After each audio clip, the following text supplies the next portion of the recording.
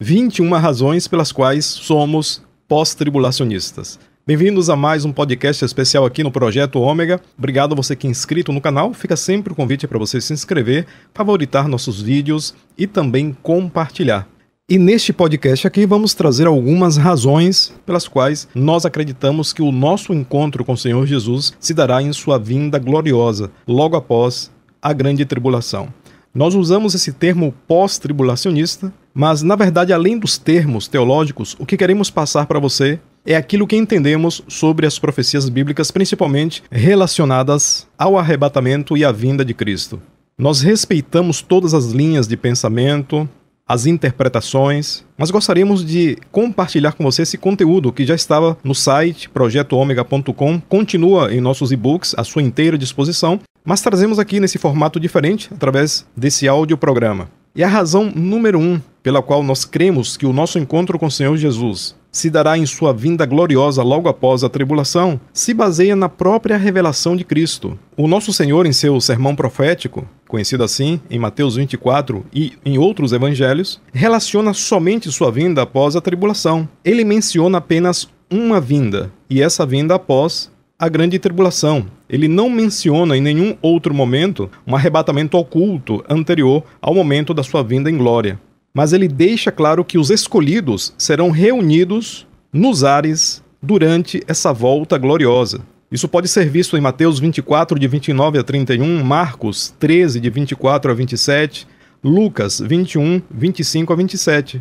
Ele nos revela que logo depois da aflição daqueles dias, o sol escurecerá e a lua não dará sua luz, e as estrelas cairão do céu e as potências do céu serão abaladas. Então aparecerá no céu o sinal do Filho do Homem. E todas as tribos da terra se lamentarão, e verão o Filho do Homem vindo sobre as nuvens do céu, com poder e grande glória. E ele enviará os seus anjos com rijo clamor de trombeta, os quais ajuntarão os seus escolhidos desde os quatro ventos de uma a outra extremidade dos céus. Mateus 24, 29 a 31. Então essa é a nossa primeira razão e talvez a principal, o próprio Senhor Jesus falando da sua vinda. A única que ele menciona aqui em seu sermão profético. A segunda razão é que as Escrituras não nos revelam em nenhum lugar, de forma explícita, que a volta do Messias será dividida em duas etapas. Uma oculta, anterior à tribulação, e a outra visível após a tribulação. Pelo contrário, a palavra de Deus determina apenas duas vindas. Uma já concretizada há aproximadamente 2000 anos e a outra ainda por vir. E como aos homens está ordenado morrerem uma vez, vindo depois disso o juízo, assim também Cristo, oferecendo-se uma vez para levar os pecados de muitos, aparecerá segunda vez, sem pecado, aos que o esperam para a salvação.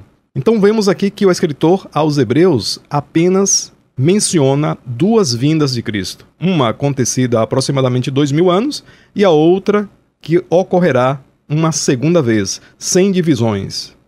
A terceira razão é que Paulo nos revela que o arrebatamento ocorrerá ante a última trombeta, ou ao soar da última trombeta, de acordo com outras traduções. Jesus revelou que, por ocasião da sua vinda em glória, logo após a grande tribulação, haveria toque de trombeta, como já vimos aqui na razão número 1. Portanto, neste momento será tocada a última trombeta, não é no momento anterior. Há uma estrita submissão de Paulo ao que Jesus já havia ensinado.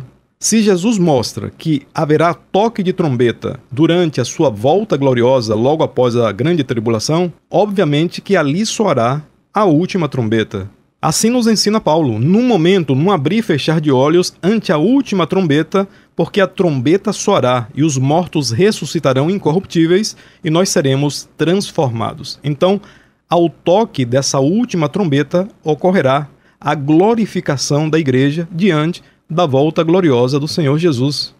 A quarta razão é que a promessa feita aos discípulos pouco antes da ascensão de Cristo aponta para seu regresso visível como rei, pousando seus pés sobre o Monte das Oliveiras para derrotar o anticristo. Naquele momento ali da ascensão de Cristo, os discípulos viram aquele acontecimento. E anjos de Deus revelaram àqueles discípulos que da mesma forma que o Senhor tinha subido, ele voltaria. Ou seja, de forma visível e pousando seus pés sobre o Monte das Oliveiras. Isso está em Atos 1, 11 a 12. E se comparamos com Zacarias 14, 3 e 4, onde o profeta, centenas de anos antes desse acontecimento da ascensão de Cristo, já havia profetizado que, em sua volta gloriosa, o Messias pousaria seus pés no Monte das Oliveiras. E ali foi uma ascensão visível a todos. Então, tem esses dois aspectos. Os discípulos que estavam ali viram Jesus ascendendo aos céus, e quando ele voltar, pousará seus pés no Monte das Oliveiras. E isso acontecerá logo após a grande tribulação. A quinta razão é que a igreja primitiva não tinha qualquer ideia pré-tribulacionista. Até mesmo porque eles já viviam em meio a uma grande tribulação, uma tribulação institucional que trazia grandes aflições no seu dia a dia, sofrimentos, torturas e até mesmo a morte. Os cristãos da igreja primitiva dos primeiros 3 séculos, eles esperavam a volta de Jesus já em seus dias, não para evitar que eles entrassem numa tribulação ou num período tribulacional, mas para tirá-los, para dar alívio a eles. A crença em uma vinda de Jesus antes da tribulação para evitar que a igreja passe por esse período é recente na história da igreja. Surgiu no século XVIII. Isso também nós detalhamos em nossos e-books. Paulo, escrevendo aos Tessalonicenses, ele insta aqueles irmãos a suportarem a tribulação e aguardar a vinda de Jesus. Ele ensina assim: a vós que sois atribulados, descanso conosco, quando se manifestar o Senhor Jesus desde o céu com os anjos do seu poder, com labareda de fogo, tomando vingança dos que não conhecem a Deus e dos que não obedecem ao Evangelho de nosso Senhor Jesus Cristo. Então veja que o ensinamento de Paulo é que Jesus apareceria nos céus de uma forma gloriosa, como labareda de fogo, para dar alívio a eles em meio àquela tribulação. Paulo não ensinou sobre uma vinda de Jesus que evitasse que aqueles irmãos entrassem num período tribulacional, por uma perseguição mundial feita pelo Império Romano.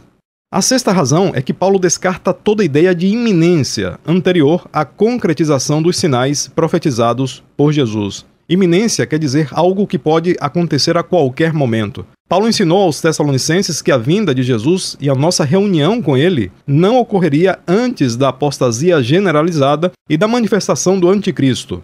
Inclusive, ele mantém a mesma ordem profetizada pelo Senhor no seu sermão profético.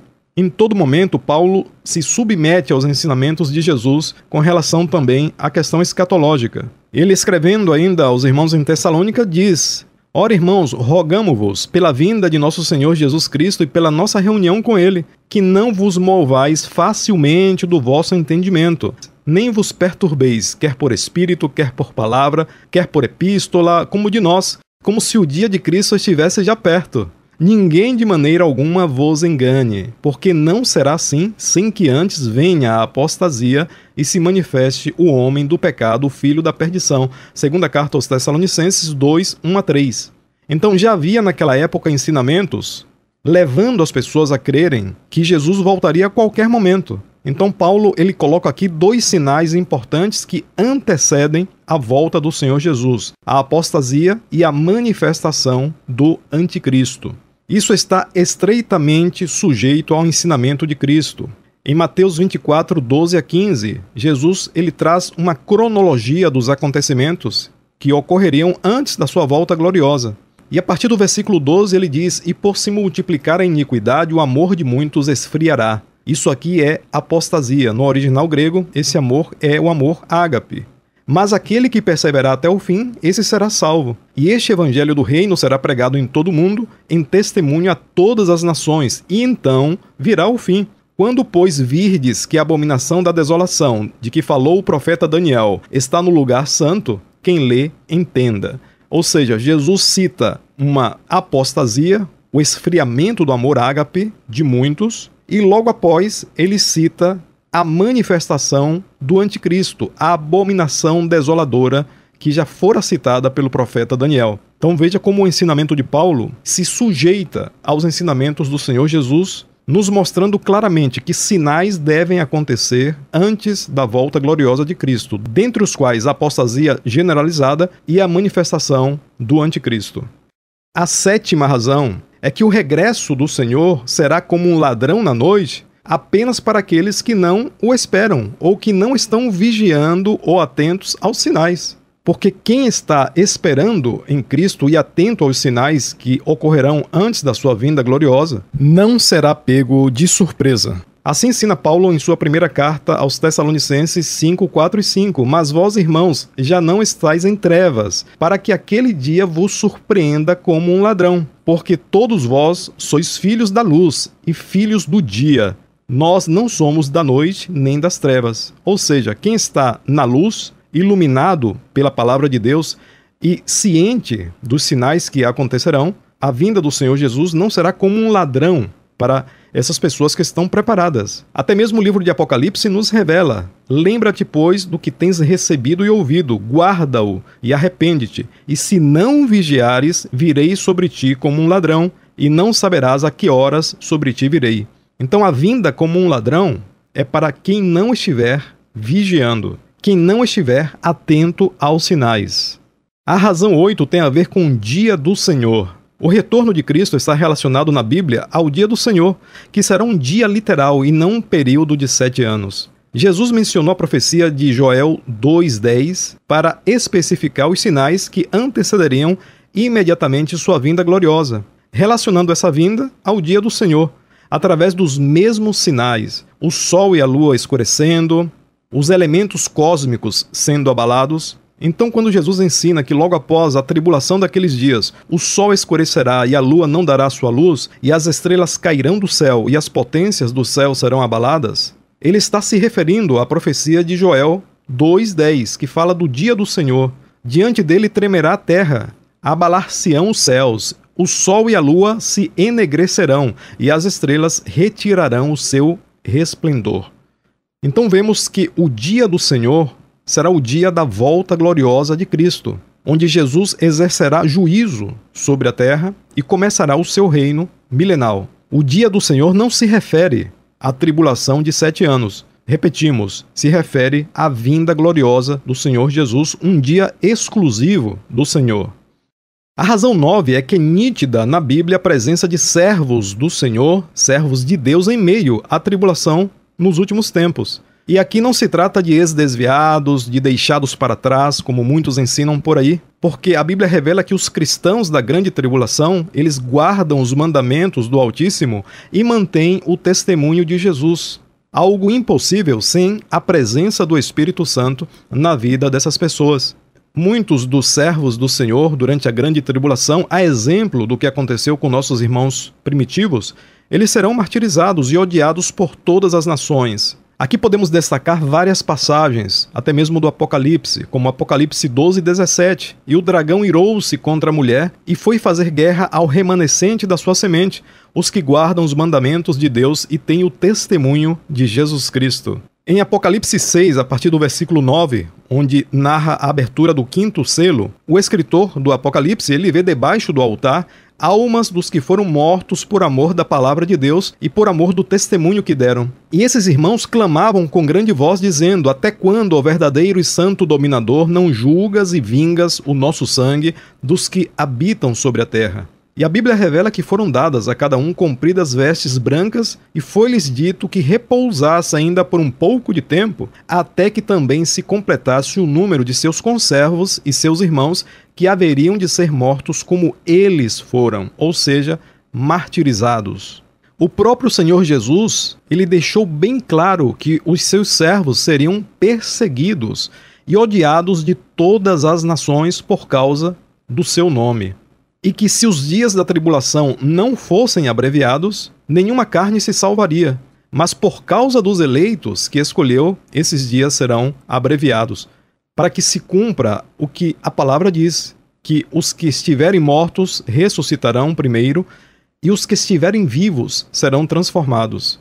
Isso nos remete à razão número 10. Dos cristãos que estiverem vivos durante a grande tribulação, alguns serão martirizados, como já deixamos claro aqui, e outros serão protegidos de forma sobrenatural durante esse período, a exemplo do que ocorreu com o povo de Israel no Egito, durante as pragas. Podemos ver isso em Apocalipse 3:10, como guardaste a palavra da minha paciência, também eu te guardarei da hora da tentação que há de vir sobre todo o mundo, para tentar os que habitam na terra. Em nossos e-books nós temos inclusive alguns conteúdos que explicam essa passagem e que mostram claramente que aqui se refere a uma proteção de Deus durante um determinado período, nesse caso, durante a grande tribulação. E como já mencionamos aqui, há o cuidado de Deus de abreviar aqueles dias por causa dos escolhidos. Os mesmos escolhidos que serão ajuntados nos céus durante a volta gloriosa do Senhor Jesus, como já trouxemos aqui em Mateus 24, 29 a 31. A razão número 11, o chamado para vigiar. E o termo vigiar vem de vigília, ou seja, vem de noite, nos remete novamente ao período tribulacional, que será o período mais obscuro da humanidade. Então, esse chamado para vigiar e se manter atento aos sinais e à santidade se prolonga até o final da tribulação. Se a gente for a Apocalipse 16, 15, já momentos antes da vinda gloriosa do Senhor Jesus, nos momentos finais da grande tribulação, do governo do anticristo sobre a terra, existe um alerta. Eis que venho como ladrão. Bem-aventurado aquele que vigia e que guarda suas roupas, para que não ande nu e não se vejam as suas vergonhas. Apocalipse 16, 15. O chamado para a vigilância vai até o fim da tribulação. Ou seja, além de estarmos vigilantes em todo o tempo, a nossa vigilância deve prosseguir até os momentos finais, aqueles momentos que antecedem a volta gloriosa do Senhor Jesus. A razão número 12 nos parece muito importante, porque o objetivo da tribulação, de 7 anos, não será o extermínio da raça humana, nem a destruição total do planeta. Muitos associam o termo fim do mundo a esse extermínio total do ser humano ou do próprio planeta. Mas quando a Bíblia fala de fim do mundo, referente à volta do Senhor Jesus, está se referindo ao fim do aion, do sistema, e não do planeta em si. Jesus compara sua vinda aos dias de Noé, no que concerne ao descaso das pessoas diante das profecias e à malignidade das duas épocas em questão. Porém, os acontecimentos são diferentes. No dilúvio, o propósito era destruir todo ser vivo, exceto Noé, família e os animais que entraram na arca. Na vinda do Senhor Jesus, a destruição virá sobre o sistema maligno no qual o mundo jaz e sobre aqueles que se prostram diante de tal sistema. Então aqui podemos ver o que aconteceu no dilúvio. Quando Jesus compara aqueles acontecimentos do dilúvio à sua vinda, repetimos, ele se refere ao descaso, ao comportamento das pessoas antes que ocorresse aquele fato. Mas os acontecimentos em si, eles têm essa diferença. Gênesis 6:7, disse o Senhor, destruirei o homem que criei de sobre a face da terra, desde o homem até o animal, até o réptil e até a ave dos céus, porque me arrependo de os haver feito. No entanto, o próprio Senhor, em Gênesis 8, 21 a 22, ele diz, nunca mais amaldiçoarei a terra por causa do homem, pois o seu coração é inteiramente inclinado para o mal desde a infância, e nunca mais destruirei todos os seres vivos como fiz desta vez. Enquanto durar a terra, plantio e colheita, frio e calor, verão e inverno, dia e noite jamais cessarão. Gênesis 8, 21 a 22. Então nós vemos que mesmo após a grande tribulação, e quando começar o reino do Senhor Jesus, o reino durante o milênio, a terra, embora tenha recebido os efeitos da grande tribulação, todos os fenômenos que vão ocorrer, a terra não será totalmente destruída. E haverá inclusive sobreviventes dentre as nações, como vamos trazer no próximo item. Mas ainda aqui nessa razão 12, nós trazemos essas passagens. Sabemos que somos de Deus e que todo mundo jaz no maligno. Então o sistema deste mundo jaz no maligno. Paulo nos deixa isso muito claro, todas essas etapas dentro do plano profético de Deus, mas cada um por sua ordem. Cristo as primícias, depois os que são de Cristo na sua vinda. Depois virá o fim, quando tiver entregado o reino a Deus, ao Pai, e quando houver aniquilado todo o império e toda a potestade, toda a força, porque convém que reine até que haja posto a todos os inimigos debaixo de seus pés. Então Paulo narra aqui claramente essa cronologia profética. Primeiro Cristo, as primícias, depois o nosso encontro com Cristo em sua vinda, e depois o reino milenal de Cristo. E logo após esse reino milenal é que sim, haverá novos céus e nova terra, porque convém que Cristo reine durante o milênio até que haja posto a todos os inimigos debaixo de seus pés. Primeiro livro aos Coríntios 15, 23 a 25. Então existe uma cronologia e só haverá nova terra e novos céus depois do milênio. A razão número 13 está associada, como já dissemos, ao que abordamos aqui no item 12. Após a grande tribulação, haverá sobreviventes, inclusive das nações que marcharão contra Jerusalém no Armagedon. Por exemplo, Zacarias 14:16 nos ensina isso. E acontecerá que de todos os que restarem de todas as nações que vieram contra Jerusalém, subirão de ano em ano para adorar o Rei, o Senhor dos Exércitos, e para celebrarem a festa dos tabernáculos. Zacarias 14:16. Então nós vemos que mesmo diante da volta gloriosa do Senhor Jesus, logo após a grande tribulação, haverá sobreviventes até mesmo de nações que subiram contra Israel no Armagedon. Quando a Bíblia fala da marca da besta, do sinal do anticristo, deixa muito claro que todo aquele que receber esse sinal morrerá, será alvo da justiça divina. Mas nós cremos que algumas pessoas, mesmo durante o período tribulacional, não receberão o sinal, mesmo não sendo pertencentes à igreja. E estes entrarão também no reino milenal. A razão número 14 diz que não existe base bíblica para separar a igreja do Israel espiritual. Apesar de existirem castigos e promessas específicas para a nação israelense, para o remanescente de Israel, não se justifica presumir, por isso, um arrebatamento pré-tribulacional. Quando Jesus fala de escolhidos, ali em seu sermão profético, ele não está falando apenas para a nação israelense, ele está falando para a sua igreja, para os apóstolos que implantariam a igreja de Cristo sobre a terra. E ele insta para que aqueles ensinamentos fossem ensinados para quem se convertesse.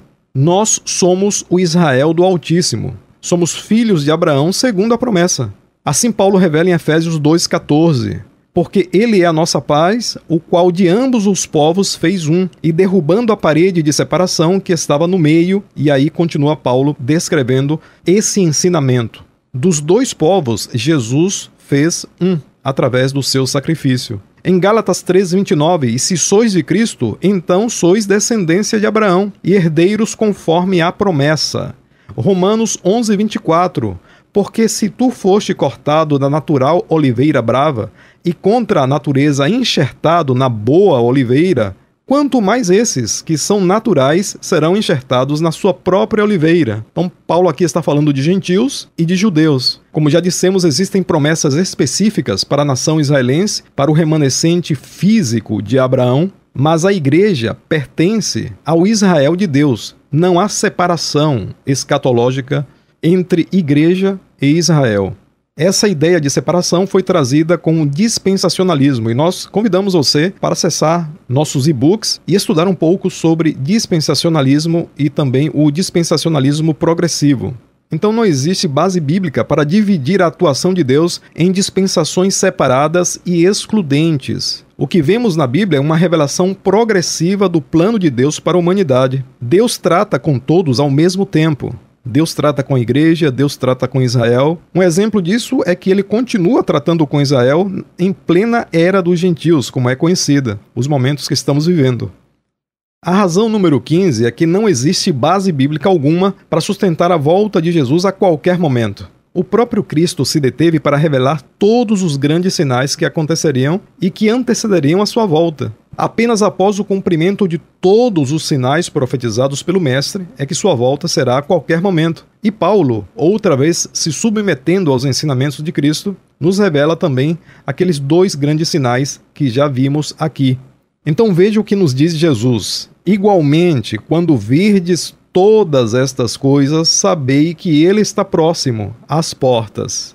Então, depois de detalhar todos os sinais em seu sermão profético, Jesus diz: quando vocês virem todas essas coisas, ou seja, todos esses acontecimentos, saibam que a vinda do Senhor estará às portas. Não será antes, será após o cumprimento de todos os sinais. E aqui cabe um comentário muito rápido. Não podemos utilizar as epístolas de Paulo para sustentar a volta de Jesus a qualquer momento, porque elas foram escritas para diversas igrejas até o ano 66 depois de Cristo, o ano em que Paulo morreu decapitado em Roma. Então, naquele ano, 66 depois de Cristo, não havia se cumprido sequer o primeiro grande sinal profetizado pelo Senhor, que é a destruição de Jerusalém, que só ocorreu no ano 70 depois de Cristo, ou seja, 3 ou 4 anos depois da morte de Paulo.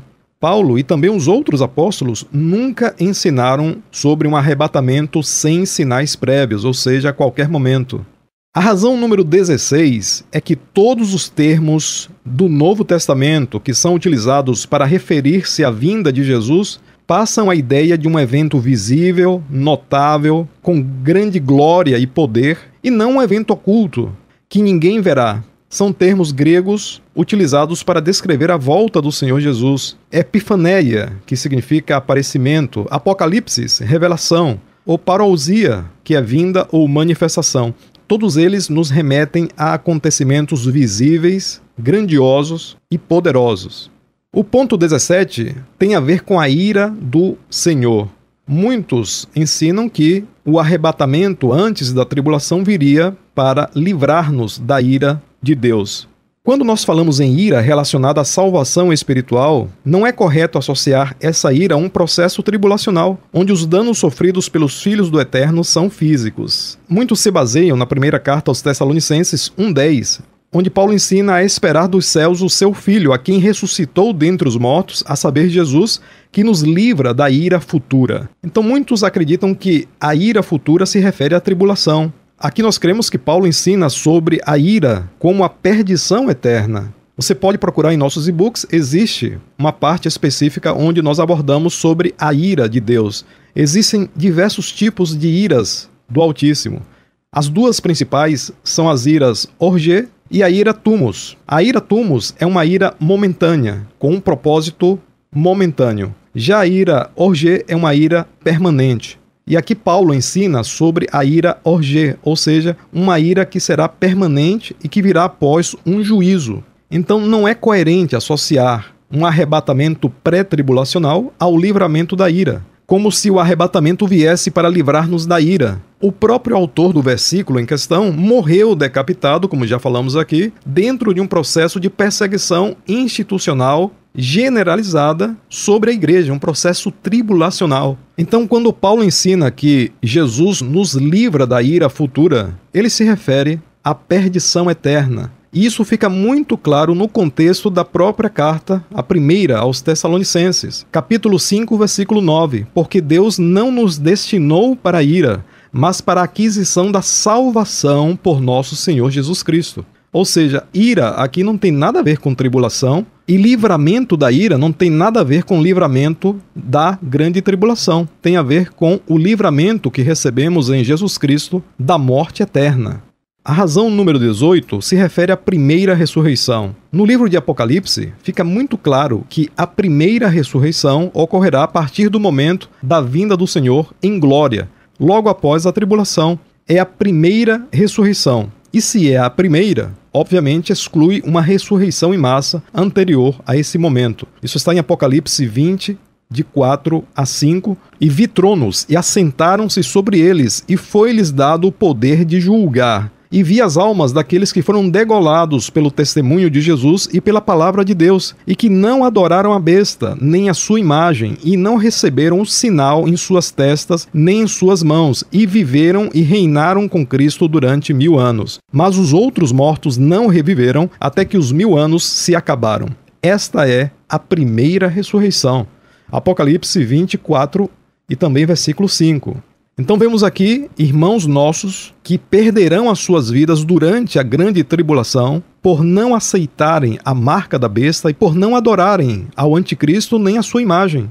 E esses irmãos nossos serão ressuscitados. E o Apocalipse aqui deixa muito claro que essa será a primeira ressurreição, ou seja, a ressurreição que ocorrerá durante a volta gloriosa de Cristo. Não é bíblico ensinar que haverá uma ressurreição antes desta. A razão número 19 se refere às bodas do Cordeiro. Essas bodas ocorrerão após a vinda do reino do Pai, ou seja, após a vinda do Senhor Jesus, implantando o seu reino sobre a terra. Vemos que o anúncio dessas bodas é feito no final da tribulação. Assim como o convite para um casamento ele é feito antes do próprio casamento, o anúncio das bodas do Cordeiro é feito já no final do período tribulacional, em Apocalipse 19, 7. Regozijemo-nos e alegremo-nos e demos-lhe glória, porque vindas são as bodas do Cordeiro, e já sua esposa se aprontou. Então, se nós lermos ali Apocalipse 19, todo o contexto, ele se refere à vinda gloriosa do Senhor Jesus, como juiz, como Senhor e como rei sobre toda a terra. E é a partir desse momento que teremos as bodas do Cordeiro. Quando Jesus celebrou a ceia ali com os apóstolos, ele disse: porque vos digo que já não beberei do fruto da vide até que venha o reino de Deus. E aí surge a pergunta: quando virá o reino de Deus? O próprio Jesus responde: assim também vós, quando virdes acontecer estas coisas, ou seja, os sinais que ele profetizou, sabei que o reino de Deus está perto. Então nós celebraremos as bodas do Cordeiro a partir do momento da vinda gloriosa de Jesus como Rei e Senhor sobre a terra. Temos também em nossos e-books um vasto material sobre essa temática, as bodas do Cordeiro. A razão número 20 tem a ver com perseverança até o fim. Jesus ensinou que quem perseverar até o fim será salvo. E o fim da sua narrativa profética no Sermão do Monte das Oliveiras é a sua vinda em glória, logo após a grande tribulação. E vemos que o nosso Senhor, ele tem tanto cuidado em nos mostrar os sinais, em nos explicar a cronologia, que em Mateus 24, versículo 6, ele diz: e ouvireis de guerras e de rumores de guerras, olhai, não vos assusteis, porque é mister que tudo isso aconteça, mas ainda não é o fim. Ou seja, o princípio de dores não é o fim. Outros sinais precisarão acontecer antes da volta gloriosa do nosso Senhor. E ele diz: aquele que perseverar até o fim será salvo. Então isso compreende todo o período tribulacional até a volta gloriosa dele. E finalizando aqui esse podcast especial com a razão número 21, Jesus ensina que seus servos serão odiados por todas as nações e que o evangelho seria pregado em testemunho a todas essas nações. Esses eventos ainda não aconteceram em sua plenitude. E nós cremos que devem ocorrer durante a tribulação, com a perseguição institucionalizada contra a igreja e a diáspora decorrente dessa perseguição, produzindo um avivamento nunca antes visto e possibilitando a pregação a todas as nações, mesmo em momentos tão delicados. Paulo associa a nossa bem-aventurada esperança ao aparecimento da glória do grande Deus e nosso Salvador Jesus Cristo. Em nenhum momento existe o ensinamento para que depositemos nossa esperança num livramento do período tribulacional, para evitar que entremos nesse período. Mas nossa esperança deve estar na vinda gloriosa e poderosa do Senhor Jesus, como ele profetizou logo após a grande tribulação. E nós somos chamados para guardar os mandamentos de Deus e o testemunho de Jesus Cristo, mesmo em meio a esses momentos tribulacionais. Então ficamos por aqui nesses 21 argumentos. Existem muitos mais. Convidamos você a acessar nossos e-books, tem um farto material. Só no e-book A Igreja e a Tribulação são mais de 100 páginas, com estudos, com referências bíblicas. Chamamos a atenção também para a experiência de nossos irmãos dos primeiros séculos. Eles não tinham nenhum tipo de esperança, de ensinamento sobre um arrebatamento anterior ao período tribulacional, até porque eles enfrentavam uma perseguição mortal, uma tribulação extrema, e a esperança deles não estava em serem isentos de sofrimentos, de perseguição ou da própria morte, mas estava na volta gloriosa do Senhor Jesus para trazer justiça e para implantar o seu reino. Nós mostramos também como o ensinamento que divide a vinda de Jesus e que ensina um rapto secreto é um ensinamento novo no seio da igreja cristã, surgindo no século XVIII. E nós repetimos aqui que respeitamos todas as correntes de pensamento, as interpretações. Nosso principal intuito é trazer até você elementos para que você possa refletir e, sobretudo, nosso propósito é que você possa estudar mais sobre as profecias bíblicas. E algo muito importante é sobre nossa postura diante dos acontecimentos que estão ocorrendo e aqueles que vão ocorrer. Que postura devemos ter? Porque se o nosso encontro com o Senhor Jesus ocorrer como nós cremos, no momento da sua vinda gloriosa, é necessária uma postura de preparação em todos os aspectos para enfrentar esse período e para saber discernir o que está revelado, para não cair em enganos. Devemos estar preparados fisicamente, mentalmente, de forma estrutural também e, sobretudo, espiritualmente, para que não sejamos enganados diante do sistema mundial que se levanta. Se formos coerentes com aquilo que está revelado e abrirmos mão de deduções sobre o que não está revelado, devemos nos preparar para atravessar o período tribulacional, permanecer firmes até a morte e aguardar a volta gloriosa do Senhor Jesus logo após o cumprimento de todos os sinais preditos. Nós ficamos por aqui, neste podcast especial, sempre aguardando a nossa bem-aventurada esperança, a volta gloriosa do nosso Senhor Jesus. Fica o convite para você acessar gratuitamente todo o nosso material. Se você não é inscrito no canal, se inscreva, compartilhe nossos vídeos. Se você gostou desse conteúdo, pode compartilhar à vontade. E não esqueça de favoritar também esse conteúdo. Grande abraço e até a próxima!